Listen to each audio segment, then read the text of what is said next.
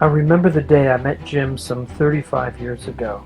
He's one of the most talented and thoughtful people I've had the pleasure to work with. He's been a great partner through the years and a good friend. Only fitting that we should go out together. Happy retirement, Jim. Hello, Jim Quiggle, and congratulations as we honor you and your retirement at the end of 2020.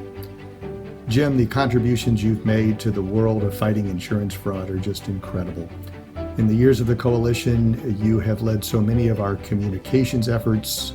You've directed public outreach. You've worked with governmental and regulator leaders and industry leaders literally across the nation to protect consumers from the ravages of insurance fraud. And Jim, few could have done it better. So today it's our opportunity and our privilege to just simply say thank you to a great anti-fraud leader, a great senior communications director for the Coalition Against Insurance Fraud, and we just wish you much happiness and success in your retirement. But we're not going to say goodbye. We look forward to continuing to have your counsel, your advice, and hopefully some involvement from time to time. So blessings, and thank you, Jim, for a wonderful career and all the contributions you have made. Hi Jim, it's Patty Harmon, Editor-in-Chief of Claims Magazine. I just wanted to congratulate you on your retirement and to thank you for all of the years of education and information that you have shared with me and with our audience. You are by far one of my favorite professionals to work with in the industry, and it has just been such a privilege and an honor to learn from you all of these years. Thank you, and best of luck in the next chapter. Happy retirement to you. This news makes us blue, but your travel dreams now come true. Happy retirement, adieu. Jim Quiggle, my girl and I wish you the best retirement. I'm going to miss your smiling face, your adorable haircut, the way you use the English language, your television spots about fraud, your genuineness, your kindness, your support of me, and you deserve to have the best retirement, and I know you're going to travel a lot, which is great. I can't wait to hear the stories. It's been an honor and a privilege, my friend, to call you my friend. So with that, Marilyn and I say, happy retirement, Jim.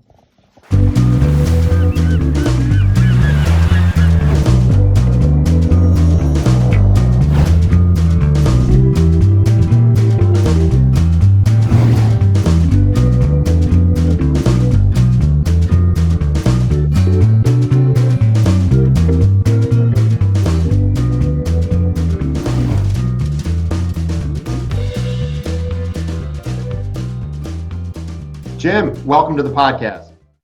Thank you, John. It's so great to be here with you. This is literally my last professional podcast after 20 years with the Coalition. So this is going to be a very special moment for both of us, I'm hoping. I'm honored that you picked our podcast to be on there and kind of say farewell to everybody. So for anyone that doesn't know, you're retiring from the Coalition Against Insurance Fraud, correct? Yes, John.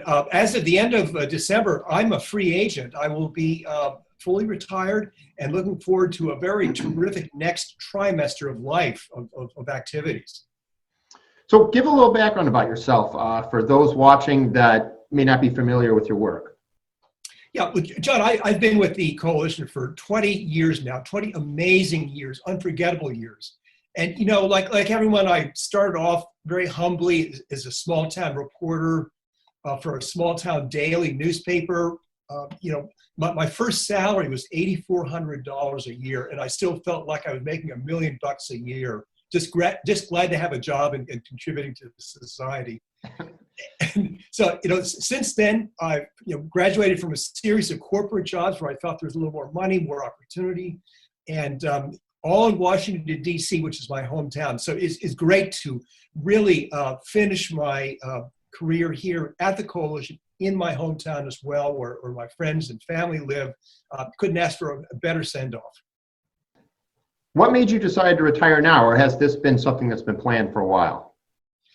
Well, John, after 20 years with the Coalition, I've accomplished everything I really set out to do. We're so much more visible with the news media. We've got a strong visibility with consumers. We're pumping out messages, anti-fraud messages, right and left. I've achieved everything I wanted to do. We have a very visible, respected national presence as a national leader.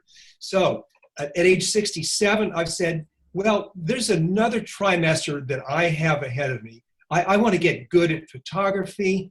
I want to travel like a demon and see the Amalfi Coast and see Sedona, Arizona, hike the deserts, see Tuscany. I want to be able to wake up in the morning, roll out of bed and say, okay, when's my next trip? When's my next photo session? When's my next diary journal entry? So this is going to be an amazing period. I call it my Michelangelo time of life, when everything I'm doing is creating personal projects that I haven't been able to get to. So it's a terrific time of life after a terrific 20 years with the coalition. You're going to have to send some of that photography my way once you start getting good at it, so we can grade you on the podcast. So what was the coalition like when you first started 20 years ago? John, the coalition, amazingly, was very much then like it is now. We were a small, lean staff, 4 people, utterly committed and utterly passionate about what we did. And it's really fascinating what we inherited, what the fraud fight was like back then and what fraud was like back then. I remember staged accident rings were absolutely out of control. You go to South Florida, you go to Southern California, New York City, the stage crashes were insane. You couldn't drive the roads without being worried in these areas, without worrying that some car was going to try to maneuver you into a setup crash and set your life in danger. The Russian gangs, the Estonians, the Latvians, the Haitians, the Jamaicans, they were just ruling the roads back then. That has changed a lot. Fraud fighters have really, really cracked down and put a lot of these rings under the run. It's gotten so tough on rings that they much less do they actually maneuver innocent drivers into crashes. The more they just say, we can't stand the heat anymore. We're just going to crack our own cars together because it's not worth it to try to maneuver innocent drivers anymore. We're going to get clobbered by fraud fighters and law enforcement if we try. I mean, the fraud fight itself had only just begun to hit its stride. For years, there was very little organized anti-fraud presence. Insurance companies only begun to say, okay, fraud, finally, we get the point. Fraud is big, it's bad, it's costing us money. We're going to start funding SIUs. When I came to the coalition, SIUs were just beginning to really be recognized, not solely as a cost center, but actually as a positive ROI in terms of the money they could save insurance companies. This was a good time for the fraud fight because you finally had organized SIUs. The state insurance departments were really putting their fraud units into action. So we really had begun to hit stride as a strong, organized anti-fraud community that was really doing a coast-to-coast crackdown on scammers. So what are some of your favorite cases that you were involved with the coalition? John, these cases, some of them make you laugh hysterically, and some of them you almost are moved to tears. Bob Leonard, he blew up his house in an Indianapolis neighborhood. He opened the gas line, it exploded. Instead of setting a fire for insurance money, it literally blew up the house and blew up most of an entire neighborhood, as well as incinerating 2 neighbors next door who were just minding their own business. Not a good scene, very damaging. 80 houses at minimum were destroyed. Then we have another guy who murdered his infant son for life insurance money, more than $400,000 in life insurance money.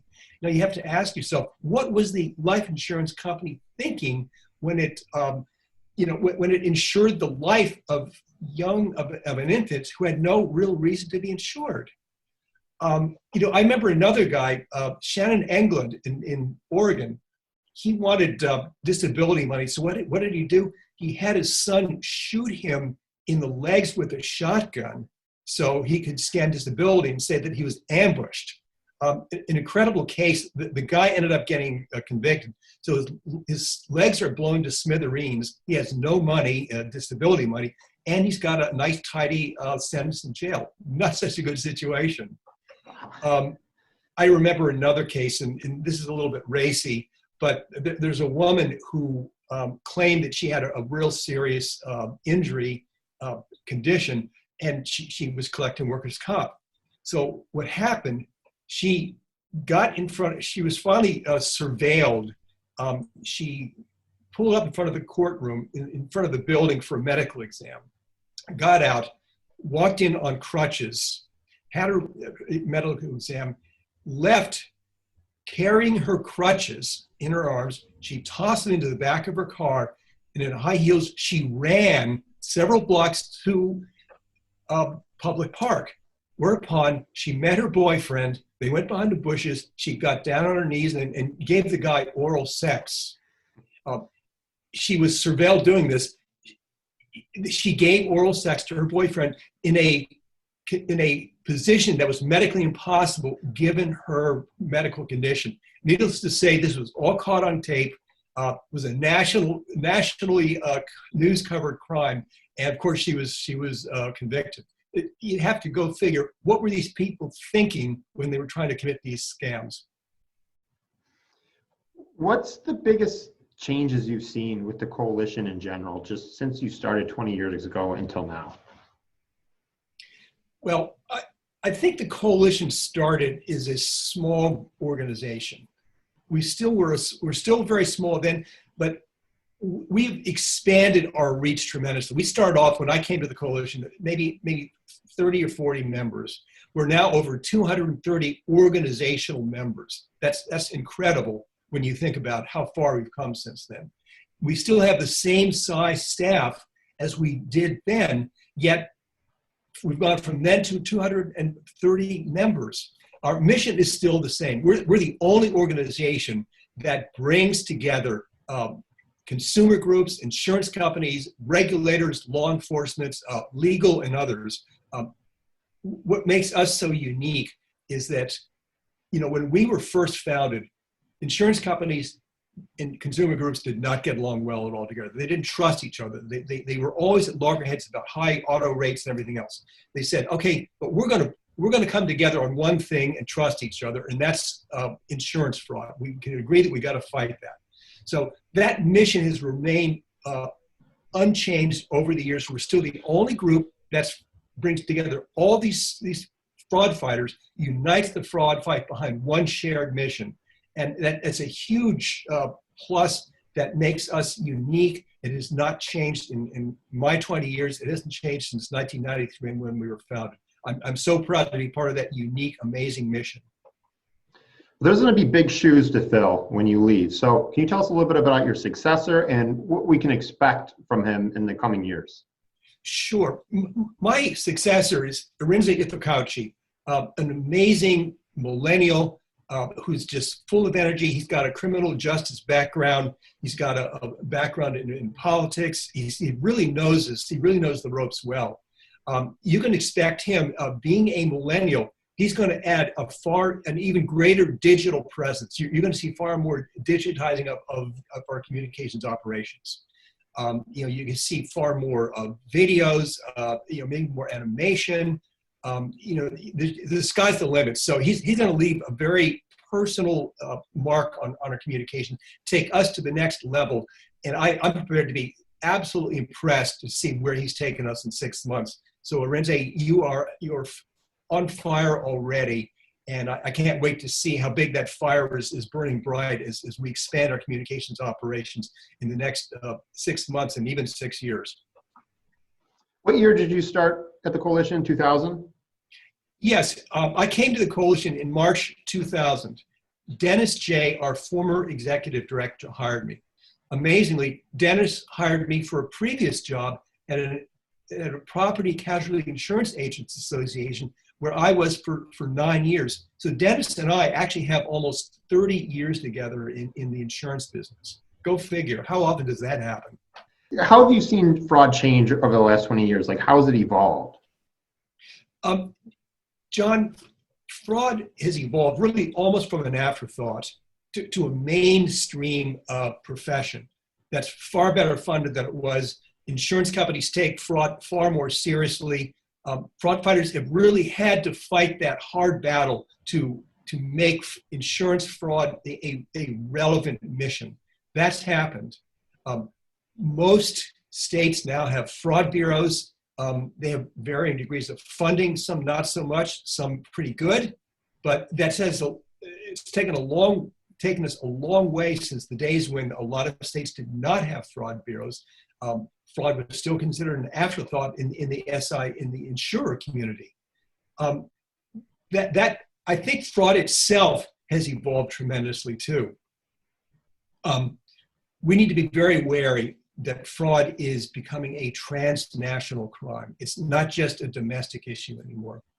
Just in the last couple of years, we've seen more billion-dollar scams. Some of them actually involve rings with nodes in several countries, Central America, the former Soviet bloc countries. We got to be very wary of fraud as something more than just a domestic issue now. You're going to see more bad actors, maybe even state-sponsored bad actors that are pouring state resources into fraud crimes that are going to be trying to loot insurance companies on domestic soil. Where do you see fraud going in 20 years from now? Like, how do you see it continuing to evolve? Yeah, John, I'm concerned that fraud is going to be evolving. As I said, you're going to see much more transnational scams. I think states, bad actors that are in poorly funded countries, autocratic regimes, they're going to be looking for funding. Guess what? Insurance fraud is going to be there.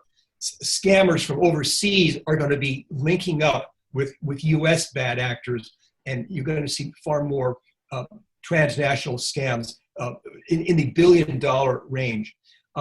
Telemedicine is going to be a permanent force in fraud fighting. Telemed is here to stay, at least in different forms. We have to get on the bandwagon and learn how to fight telemed scams because they're coming fast and we got to be ready for them. I think in addition, insurance companies are digitizing insurance claims, insurance sales, even more insurance fraud fighting. Fraud scammers are going to be attacking the algorithms. They're going to be looking for ways to scam insurance companies' digital operations. So this is going to be far more than a brick and mortar insurance fraud fighting is going to be far more than a brick and mortar proposition now. You're going to see fraud fighting in the cyber realms as an algorithm battle, a battle between those who would exploit algorithms and those who would defend the algorithms. We got to get much better at that. How about in the short term? With COVID-19, everything changed in 2020. What's going to happen in 2021 and 2022 with COVID-19 and all the scams that are coming related to that? John, I think it's very likely that financially stressed consumers have already begun to make bogus claims. They're looking for insurance as fraud as their stimulus check of last resort. So you're going to see the home arsons, the vehicle arsons, maybe workers' comp claims. All these claims are going to be stacking up by stressed consumers. What's going to happen? Well, the courts are backlogged right now because they're closed. We're not seeing the claims yet come to fruition. Insurance companies are only beginning to start seeing them, investigating them. I'm predicting that even when the courts open up in 6 or 8 months or whenever, we're still not going to see the full force and fury of the cases yet. Prosecutors are likely, in my humble opinion, to start giving far more precedence to the drug crimes, the murder crimes, the crimes of violence. They're going to view fraud as a white-collar crime, in many cases as a second tier to their main cases. So even the courts are going to open up, it's still going to be a while before we see the full fury of fraud cases being tried in the courts. So it might be 8 months before we see the full extent of fraud cases being tried and making news. So what big plans do you have for retirement right off the bat? I know you want to get into photography, but what's on the I have to do this list? First thing I want to do is not turn on the alarm clock. That's my must-have. I will go out, get out of bed when I want to. Then I'm going to start reading like a demon. John Steinbeck, American literary authors like that. F. Scott Fitzgerald. I'm going to be a voracious reader. I'm going to end the COVID-19 crisis in better physical shape than when I started it. So you're going to see me on the rocky park pathways of Washington running 5 miles a day. I can't wait. Well, that sounds exciting. Do you have any final words? This is your last interview that you're having as being employed with the Coalition Against Insurance Fraud. What are some of your last words? Hey, John, it's been an amazing time. Getting to know people like you, fraud fighters like you, who have the same passion that I do, who take fraud fighting personally. That's been one of the best thrills of all. I'm going to remember my relationships with fraud fighters like you from coast to coast. The thing that's always impressed me is that we as the fraud fighting community, we take these cases personally. I get personally upset when I see a scam. You get personally upset when you see a scam and you want to really do something about it. This isn't just your job. You punch your clock, and you really truly are personal about this, and you feel an almost moral compulsion to say these people are bad for America. That we've got to stop them. And so I will carry to my grave and certainly into retirement the thrill of really feeling this is a cause we can all believe in. And that's what has always impressed me, and it's what always impressed me about you all. I think I speak for everybody that's involved with fraud fighting. We thank you for your service at the Coalition, and we wish you luck on your retirement and hope you enjoy yourself and you do not wake up 1 minute before your alarm normally goes off. I can assure you of that. And John, I can only wish you and all my friends and colleagues at BAE and the rest of the Coalition membership, thanks for a great 20 years. It's been a terrific ride. And the next trimester of light is going to be just as great a ride as well. Thanks again for everything, John. Well, Jim, good luck and farewell. Thank you, John, and to you too. Bye-bye.